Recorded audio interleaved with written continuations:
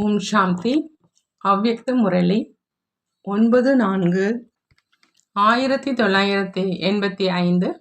அவ்யக்த பாப்தாதா, மதுபன். இன்றைய முரளியின் தலைப்பு உண்மையான சேவாதாரியின் அடையாளம். உண்மையான சேவாதாரியின் அடையாளம். இன்று ஞான சூரியன், ஞான சந்திரன் தனது பூமியின் நட்சத்திர மண்டலத்தில் அனைத்து நட்சத்திரங்களையும் பார்த்து கொண்டிருக்கிறாங்க. அனைத்து நட்சத்திரங்களும் ஜொலித்து கொண்டே தன்னுடைய ஜொலிப்பு மற்றும் பிரகாசத்தை கொடுத்து கொண்டிருக்குது. விதவிதமான நட்சத்திரங்கள் இருக்குது. சிலர் விசேஷமான ஞான நட்சத்திரங்கள், சிலர் சகஜ யோகியின் நட்சத்திரம், சிலர் குணத்தை தானம் செய்யும் மூர்த்தியினுடைய நட்சத்திரம், சிலர் நிரந்தர சேவாதாரி என்ற நட்சத்திரம், சிலர் எப்பொழுதுமே சம்பன்ன நட்சத்திரமாக, அதாவது முழுமையான நட்சத்திரமாக இருக்கிறாங்க. அனைத்தையும் விட உயர்ந்தது ஒவ்வொரு நொடியும் வெற்றியின் நட்சத்திரமாக இருப்பதுன்னு பாபா சொல்றாங்க. அனைத்தையும் விட உயர்ந்தது ஒவ்வொரு நொடியும் வெற்றியினுடைய நட்சத்திரமாக இருப்பது. கூடவே சிலர் எதிர்பார்ப்பின் நட்சத்திரங்களாக இருக்கிறாங்க. எதிர்பார்ப்பின் நட்சத்திரத்தையும் பாருங்க, வெற்றி நட்சத்திரத்தையும் பாருங்கிறாங்க பாபா. இரண்டிலும் மிகப்பெரிய வித்தியாசம் இருக்குது. ஆனா 2 விதமான நட்சத்திரங்கள் இருக்குது. மேலும் ஒவ்வொரு விதவிதமான நட்சத்திரங்களும் உலகத்தின் ஆத்மாக்கள் மீது, இயற்கையின் மீது அதனுடைய தாக்கத்தை ஏற்படுத்துது. வெற்றியினுடைய நட்சத்திரம் நாலா பக்கமும் தனது ஊக்கம், உற்சாகத்தின் தாகத்தை ஏற்படுத்தி கொண்டு இருக்குது.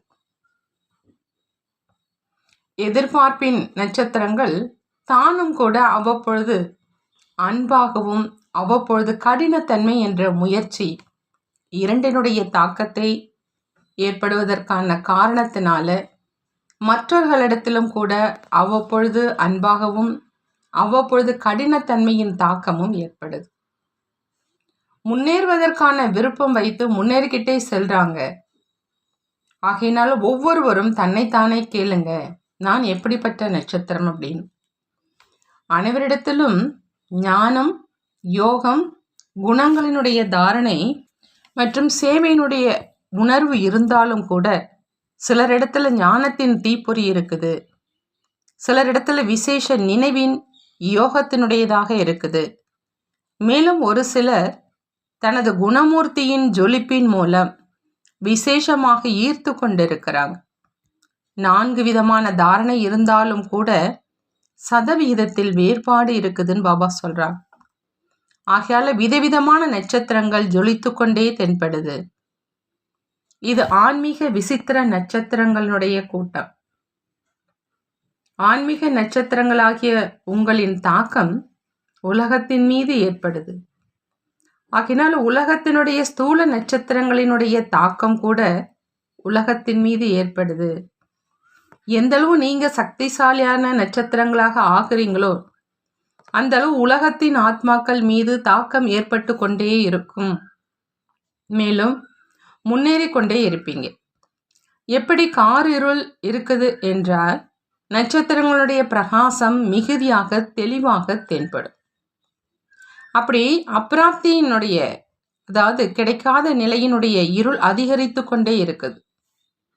மேலும் எந்தளவு அதிகரித்து கொண்டே செல்லுதோ அதிகரித்து கொண்டே இருக்கும் அளவுக்கு தான் ஆன்மீக நட்சத்திரங்களாகிய உங்களினுடைய விசேஷமான தாக்கம், அதாவது பிரபாவம் அனுபவம் செய்து கொண்டே இருப்பீங்க.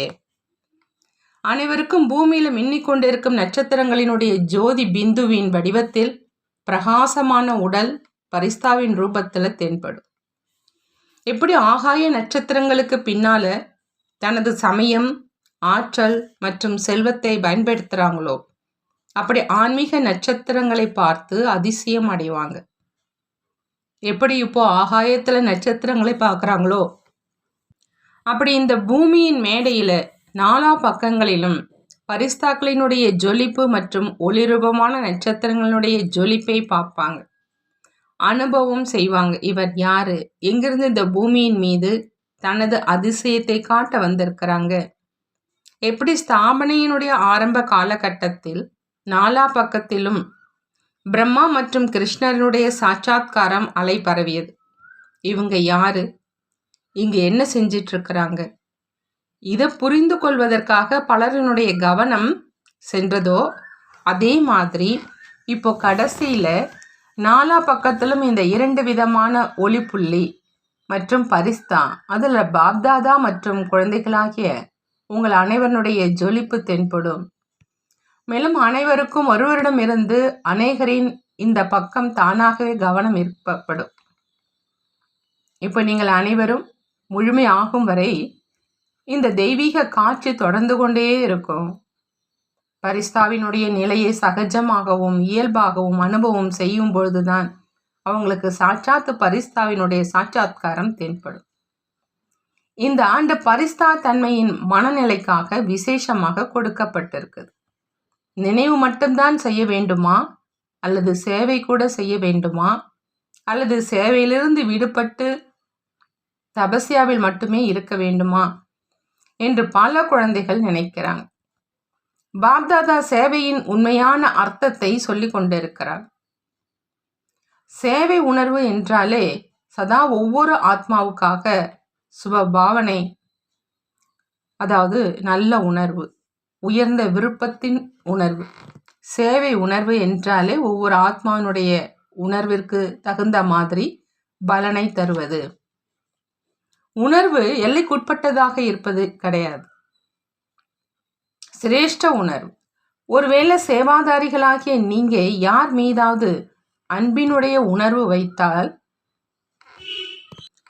ஒருவேளை சேவாதாரிகளாகிய நீங்கள் யார் மீதாவது அன்பினுடைய உணர்வு வைத்தல், சக்திகளினுடைய உதவியின் உணர்வு வைத்தல், குஷினுடைய உணர்வு வைத்தல், சக்திகளை அடைவதற்கான உணர்வு வைத்தல், ஊக்க உற்சாகத்தினுடைய உணர்வு வைத்தல், அப்படி விதவிதமான உணர்வுகளுடைய பலன், அதாவது சகயோகத்தின் மூலம் அனுபவம் செய்ய வைப்பது. எனவே இதற்குத்தான் சேவையினுடைய உணர்வு அப்படின்னு சொல்லப்படுது. சொற்பொழிவு செஞ்சுட்டு வந்துட்டேன், ஒரு குரூப்புக்கு புரிய வச்சுட்டு வந்துட்டேன், கோர்ஸ் முடிச்சுட்டு வந்துட்டேன், அல்லது சென்டர் திறந்து வச்சுட்டு வந்துட்டேன், இதற்கு சேவை உணர்வு என்று சொல்லப்படாது. சேவை என்றாலே எந்த விதமான ஆத்மாவுக்காகவும் பிராப்தியினுடைய அற்புதத்தை அனுபவம் செய்ய வைப்பது. சேவை அப்படின்னா பாபா சொல்றாங்க, எந்த விதமான ஆத்மாவுக்காகவும் பிராப்தியின் அற்புதத்தை, அதாவது அனைத்தும் அடைந்த நிலை, அந்த அற்புதத்தை அனுபவம் செய்ய வைப்பது. அப்படி சேவையுடன் தபஸ்யா, அதாவது நினைவு எப்பொழுதுமே இணைந்து இருப்பது. தபஸ்யாவினுடைய அர்த்தத்தை விளக்குறாங்க. திட எண்ணத்தோடு எந்த ஒரு காரியத்தையும் செய்வது. உண்மையான சேவையினுடைய உணர்வு இருக்கும் இடத்துல தபஸ்யா தனித்து இருக்காது. தியாகம், தபஸ்யா, சேவை, இந்த மூன்றின் இணைந்த வடிவம்தான் உண்மையான சேவை. தபஸ்யா, தியாகம், சேவை, இந்த மூன்றினுடைய இணைந்த வடிவம்தான் உண்மையான சேவை. மேலும் பெயருக்காக செய்யும் சேவையினுடைய பலன் குறுகிய காலத்துக்கு கிடைக்குது. எங்கே சேவை செஞ்சீங்களோ அங்கேயே குறுகிய காலத்தின் விளைவின் பலனை அடைந்து மேலும் முடிந்தும் போயிடும். குறுகிய காலத்தின் விளைவின் பலன் குறுகிய காலத்தின் மகிமை.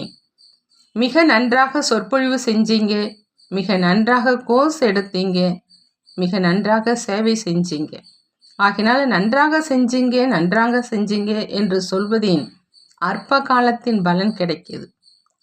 மேலும் அவர்களும் மகிமை கேட்பதின் குறுகிய காலத்தின் பலன்தான் கிடைக்குது.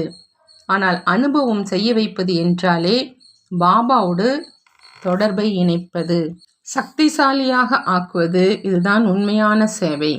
உண்மையான சேவையில் தியாகம். சேவை இல்லை என்றால் அந்த 50 to 50 சேவை இல்லை, 25% தான் சேவை இருக்குது. பாபா சொல்றாங்க, உண்மையான சேவாதாரியினுடைய அடையாளம் அது பற்றி சொல்றாங்க. தியாகம் என்றாலே பணிவு. மேலும் தபஸ்யா என்றால் ஒரு பாபாவிடம் நம்பிக்கை, நிலையான குஷி. இதைத்தான் உண்மையான சேவை என்று சொல்லப்படுது.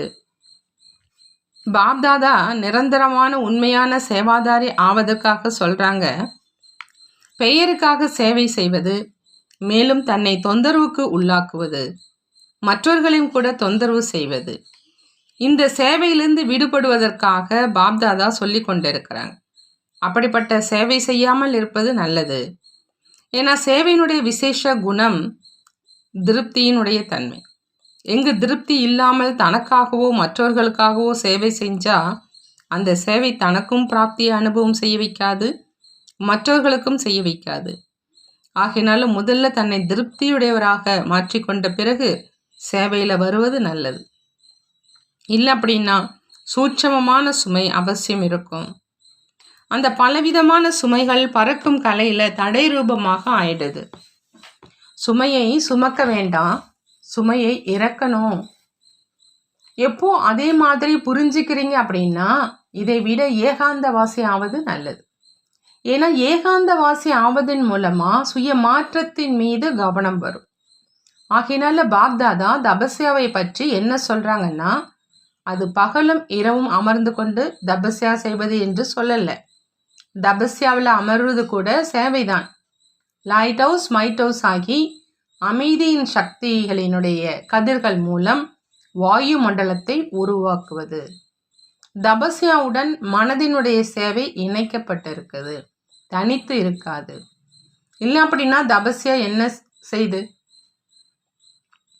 சிரேஷ்ட ஆத்மா பிராமண ஆத்மாவாக ஆயிட்டீங்க. இப்போ தபஸ்யா அப்படின்னா தன் மீது அனைத்து சக்திகளினால் முழுமையாக ஆவது. தபஸ்யா அப்படின்னா பாபா சொல்றாங்க, தன் மீது அனைத்து சக்திகளினால் முழுமையாக ஆவது. உறுதியான மனநிலை, உறுதியான எண்ணத்தின் மூலம் உலகத்துக்கு சேவை செய்வது. வார்த்தையின் சேவை மட்டுமே சேவை அல்ல.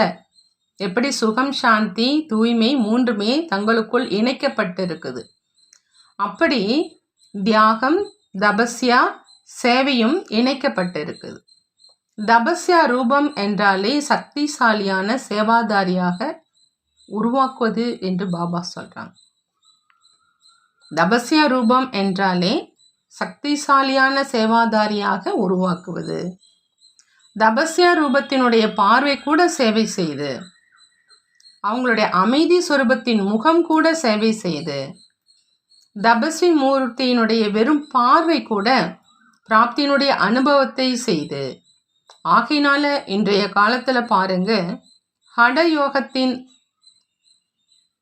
தபஸ்யா செய்கிறாங்க, அதாவது விடாபிடியாக தபஸ்யா செய்கிறாங்க.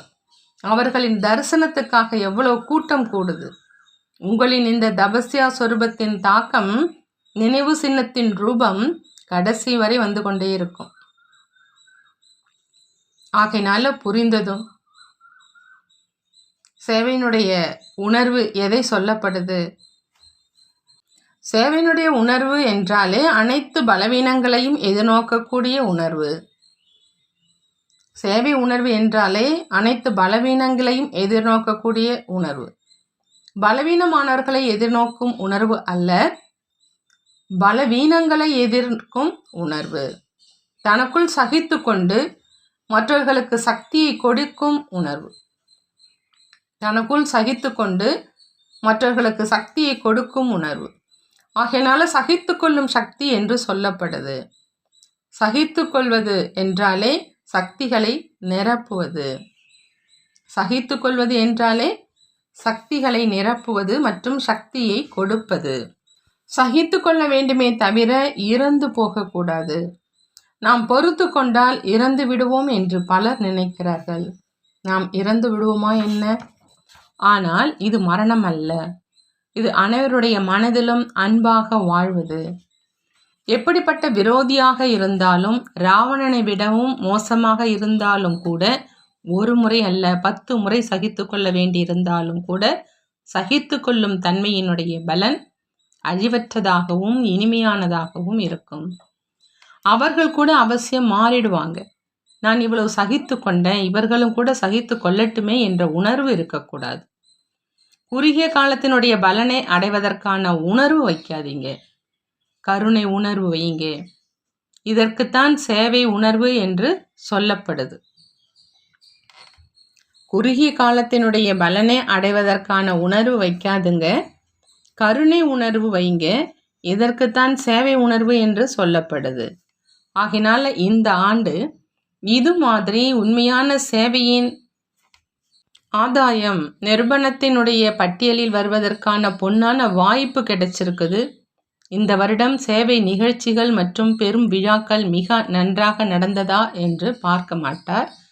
ஆனால் திருப்தி அடைவராகி திருப்தியான சேவையில் நம்பர் முன்னால் வரணும். விக்ன விநாசக் என்ற பட்டமளிப்பு விழாவில் பரிசு பெறணும். புரிந்ததான் பாபா கேட்குறாங்க.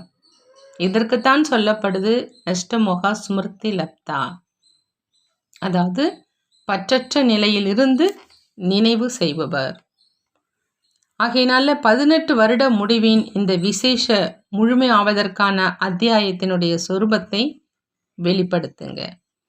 இதற்குத்தான் சொல்லப்படுது பாப் சமான் ஆவது. நல்லது. சதா ஜொலித்து கொண்டிருக்கக்கூடிய ஆன்மீக நட்சத்திரங்களுக்கு, சதா திருப்தியின் அலைகளை பரப்பக்கூடிய திருப்தி மணிகளுக்கு, இப்பொழுதும் ஒரே நேரத்தில் தியாகம் தபஸ்யா சேவையின் தாக்கத்தை ஏற்படுத்தி கவர்ந்திழுக்கும் ஆத்மாக்களுக்கு, சதா அனைத்து ஆத்மாக்களுக்கும் ஆன்மீக உணர்வின் ஆன்மீக பலனை தரக்கூடிய விதை சொர்பமான பாபாவுக்கு சமமாக இருக்கும் ஆன்மீக குழந்தைகளுக்கு பாப்தாதாவின் முழுமை ஆவதற்கான அன்பு நினைவுகள் மற்றும் நமஸ்காரம் செய்கிறாங்க. நாமும் நம்மளுடைய பாப்தாதாவுக்கு அன்பு நினைவுகள் மற்றும் நமஸ்காரம் செய்வோம். பஞ்சாப் மற்றும் ஹரியானா மண்டலத்தை சேர்ந்த சகோதர சகோதரிகளுக்கு அவ்யக்த பாப்தாதாவினுடைய சந்திப்பு சதா தன்னை ஆடாத அசையாத ஆத்மா என அனுபவம் செய்றீங்களான்னு பாபா கேட்குறாங்க. எப்படிப்பட்ட சூழ்நிலையிலும் உறுதியாக இருப்பது, இதுதான் பிராமண ஆத்மாக்களினுடைய அடையாளம். உலகம் குழப்பத்தில் இருக்குது, ஆனால் சிரேஷ்ட ஆத்மாக்களாக நீங்கள் குழப்பத்தில் வர முடியாது. ஏன்? நாடகத்தினுடைய ஒவ்வொரு காட்சியையும் தெரிஞ்சிருக்கீங்க, ஞானம் நிறைந்தவர்களாக இருக்கீங்க. யார் ஞானம் நிறைந்தவர்களாக இருக்கிறீங்களோ அவங்க சக்திசாலியாகவும் இருப்பாங்க. ஆகையினால ஞானம் நிறைந்த ஆத்மாக்கள், சக்திசாலியான ஆத்மாக்கள் சதா இயல்பாகவே உறுதியாக இருப்பாங்க. அதனால சூழ்நிலையை பார்த்து ஒரு பொழுதும் பயப்படுறது இல்லை, இல்லையா? பயமற்றவர்களாக இருக்கீங்களா? சக்திகளே, பயமற்றவர்களாக இருக்கீங்களான்னு கேட்குறாங்க. அல்லது சிறிது சிறிதாக பயம் வருதா? ஏன்னா உள்நாட்டு போர் ஏற்பட வேண்டும் என்று ஆரம்பத்திலிருந்தே, ஸ்தாபனையின் சமயத்திலிருந்தே இருக்குது. இது உங்களுக்கு ஆரம்ப கால வரைபடங்களில் காட்டப்பட்டு இருக்குது. எனவே எது காட்டப்பட்டு இருக்குதோ அது நடைபெற வேண்டும், இல்லையா? பாரதத்தினுடைய நடிப்பே உள்நாட்டு போரினால்தான். ஆகையால் எதுவும் புதிதல்ல. அதனால் எதுவும் புதிதல்ல என்பதா, அல்லது என்ன ஆகுமோ எப்படி ஆகுமோ இது நடந்தது என்று பயந்து விடுவிக்கிறீர்களான்னு கேட்குறான். செய்திகளை கேட்டாலும் பார்த்தாலும் கூட ஏற்கனவே உருவாக்கப்பட்ட நாடகத்தை புரிந்து கொண்டு சக்திசாலியாகி பார்க்கணும். செய்தியை கேட்டாலும் பார்த்தாலும் கூட ஏற்கனவே உருவாக்கப்பட்ட நாடகத்தை புரிந்து கொண்டு சக்திசாலியாகி பார்க்கணும் பாபா சொல்றாங்க. மற்றவங்களுக்கும் கூட சக்தியை கொடுக்கணும். இதுதான் உங்க அனைவரினுடைய வேலை. உலகத்தினர் பயந்து கொண்டே இருப்பாங்க, மேலும் நீங்கள் அந்த ஆத்மாக்களிடத்தில் சக்தியை நிரப்ப வேண்டும். யாரெல்லாம் தொடர்புல வராங்களோ அவங்களுக்கு சக்தியினுடைய தானம் கொடுத்து கொண்டே செல்லுங்க. அமைதியினுடைய தானம் அல்லீங்க. அமைதி இல்லாத இந்த நேரத்தில் அமைதியை தர வேண்டும், இல்லையா? ஆகையினால அமைதியின் தூதுவராக இருக்கீங்க. அமைதியின் தூதுவர் என்று பாடப்படுது. அமைதியின் தூதுவர் நீங்களா அல்லது மற்றவர்களான்னு பாபா கேட்குறாங்க. ஆகையினால ஒரு பொழுதும் எங்க இருந்தாலும் நடந்தாலும் சதா தன்னை அமைதியின் தூதுவர் என்று புரிந்து கொண்டு இருங்க. அமைதியினுடைய தூதுவராக இருக்கீங்க, அமைதியினுடைய செய்தியை தருபவர்களாக இருக்கீங்க என்றால் தானும் கூட அமைதி சொருபமாகி சக்திசாலியாகி இருக்கீங்க. மற்றும் மற்றவர்களுக்கு கூட தரீங்க. அவங்க அசாந்தியை பரப்புறவங்க, நீங்கள் சாந்தியை பரப்புறவங்க. அவங்க நெருப்பு மூட்டுவாங்க, நீங்கள் தண்ணீரை ஊற்றுங்க. இதுதான் உங்களின் கடமை. இதற்குத்தான் உண்மையான சேவாதாரின்னு சொல்லப்படுது. அதனால அப்படிப்பட்ட நேரத்தில் இந்த சேவைக்கான அவசியம் இருக்குது. சரீரம் அழியக்கூடியதாக இருக்கு, ஆனால் ஆத்மா சக்திசாலியாக இருக்குது என்றால் ஒரு சரீரத்திலிருந்து விடுபட்டு போனாலும் கூட மற்றொரு சரீரத்தில் நினைவின் பலனை அடைந்து கொண்டே இருக்கும். ஆகையினால் அழிவற்ற பிராப்தியை சேமித்து கொண்டே இருங்க. எனவே நீங்கள் யார்? அமைதியினுடைய தூதுவர்கள், அமைதியினுடைய செய்தியை பரப்புபவர், மாஸ்டர் அமைதியினுடைய வள்ளல், மாஸ்டர் சக்தியின் வள்ளல். இந்த நினைவு சதா இருக்குது இல்லையா? சதா தன்னை இந்த நினைவின் மூலம் முன்னேற்றி கொண்டே செல்லுங்க. மற்றவர்களையும் கூட முன்னேற்றுங்க. இதுதான் சேவை. அரசாங்கத்தின் ஏதேனும் நியமங்கள் இருந்தால் அதை பின்பற்றத்தான் வேண்டும். ஆனால் எப்பொழுதெல்லாம் நேரம் கிடைக்குதோ மனதின் சேவை மூலம், வார்த்தையின் சேவை மூலம் அவசியம் சேவை செய்து கொண்டே இருங்க. இப்பொழுது மனதின் மிகவும் அவசியமாக இருக்குது. ஆனால் எப்பொழுது தன்னிடத்தில் சக்தி நிரம்பி இருக்குமோ அப்போதான் மற்றவர்களுக்கு கொடுக்க முடியும். அதனால சதா அமைதியின் வள்ளலின் குழந்தைகளாகிய நீங்களும் அமைதியினுடைய வள்ளல் ஆவீங்க. வள்ளலாகவும் இருக்கீங்க அப்படின்னா உருவாக்குபவர்களாகவும் இருக்கீங்க. நான் மாஸ்டர் அமைதியின் வள்ளல், மாஸ்டர் சக்தியின் வள்ளல் அப்படிங்கிற அந்த நினைவு சதா எந்த காரியம் செய்து கொண்டிருந்தாலும் இருக்கணும். இந்த நினைவின் மூலம் அநேக ஆத்மாக்களுக்கு வைப்ரேஷன் கொடுத்து கொண்டே இருங்க. அப்போதான் இவர்களின் தொடர்பில் வருவதன் மூலம் அமைதியினுடைய அனுபவம் கிடைப்பதை உணர்வாங்க. ஆகினால இந்த வரதானத்தை நினைவில் வைக்கணும். பாபாவுக்கு சமமாக மாஸ்டர் அமைதியின் வள்ளல், சக்தியின் வள்ளல் ஆகணும். பாபாவுக்கு சமமாக மாஸ்டர் அமைதியினுடைய வள்ளல், சக்தியின் வள்ளல் ஆகணும். அனைவரும் தைரியசாலிகளாக இருக்கீங்க இல்லையா? குழப்பத்திலும் கூட வீணான எண்ணங்கள் வர்றதில்லை. ஏன்னா வீணான எண்ணங்கள் இருந்தால் சக்திசாலியாக ஆக விடாது. என்ன ஆகுமோ, இது நடந்துடக்கூடாது, இது வீணானதுன்னு பாபா சொல்கிறார். என்ன நடக்குதோ அது சக்திசாலியாக இருந்து பாருங்க. மேலும் மற்றவர்களுக்கும் சக்தியை கொடுங்க. இது கூட ஒரு சாலையோர காட்சி. இது ஒரு காட்சி நடந்து கொண்டு இருக்குது, ஒரு படம் என புரிந்து கொண்டு பார்த்தால் பயப்பட மாட்டீங்கிறாங்க பாபா. நல்லது. பிரியா விடை தரும் நேரத்தில் அமிர்த வேளையில் பாப்தாதா சொல்கிறாங்க, இந்த சங்கம யுகம் அமிர்த வேலையாக இருக்குது. முழு சங்கம யுகமே அமிர்த வேலையாக இருக்கிற காரணத்தினால இந்த சமயத்துக்கு சதா காலத்துக்கு மகான் தன்மை நிறைந்ததாக பாடப்படுது. எனவே முழு சங்கம யுகமே, அதாவது அமிர்த வேலை, அதாவது டைமண்ட் மார்னிங், வைரமான காலை, சதா பாபா குழந்தைகளோடு இருக்கிறார். மேலும் குழந்தைகள் கூட பாபாவோடு இருக்கிறாங்க. ஆகினால் எல்லைக்கு அப்பாற்பட்ட டைமண்ட் மார்னிங். பாப்தாதா சதா கூடவே இருக்கிறார்.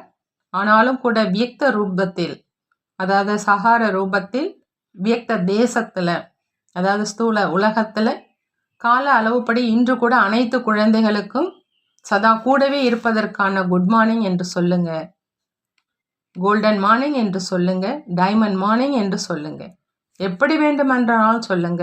பாப்தாதா அனைத்து குழந்தைகளுக்கும் கொடுத்து கொண்டிருக்கிறார். சுயம் கூட டைமண்டாக இருக்கிறோம். காலை பொழுது, அதாவது சங்கமேகம் கூட டைமண்டாக இருக்குது. மேலும் கூட டைமண்ட் ஆக்குவதற்காக இருக்குது. ஆகையால் சதா துணையாக இருப்பதற்கான குட் மார்னிங். நாமும் பாப்தாதாவுக்கு குட் மார்னிங் சொல்வோம். நல்லது. வரதானம். 5 தத்துவங்கள் மற்றும் 5 விகாரங்களை தன்னுடைய சேவாதாரியாக மாற்றக்கூடிய மாயாவை வென்ற சுயராஜ்ய அதிகாரி ஆகுக. மாயாவை வென்ற சுயராஜ்ய அதிகாரி ஆகணும் அப்படின்னா பாப்தாதா சொல்றாங்க, 5 தத்துவங்கள் மற்றும் 5 விகாரங்களை தன்னுடைய சேவாதாரியாக மாற்றணும். சத்தியுகத்துல விஸ்வ மகாராஜா மற்றும்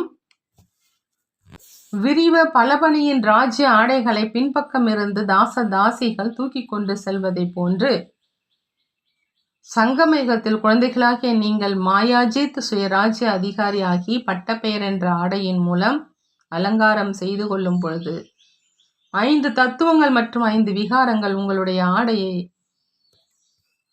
பின்னால் இருந்து சுமக்கும், அதாவது அடிபணிந்து நடக்கும். இதற்காக திடம் எண்ணம் என்ற கயிற்றினால் பட்டப்பெயர் என்ற ஆடையை இறுக்கமாக கட்டிக்கிங்க. விதவிதமான ஆடைகள் மற்றும் அலங்காரத்தின் மூலம் அலங்கரித்து கொண்டு பாபாவோடு இருந்தால் இந்த விகாரம் மற்றும் தத்துவம் மாறி சகயோகி சேவாதாரியாக மாறிடும். பாபா ஸ்லோகன்ல சொல்றாங்க, எந்த குணங்களை மற்றும் சக்திகளை வர்ணனை செய்றீங்களோ அதனுடைய அனுபவத்தில் மூழ்கி விடுங்கள். அனுபவம் தான் மிகப்பெரிய அதிகாரம். எந்த குணங்களை மற்றும் சக்திகளை வர்ணனை செய்றீங்களோ அதனுடைய அனுபவத்தில் மூழ்கி விடுங்கள். அனுபவம் தான் மிகப்பெரிய அதிகாரம்.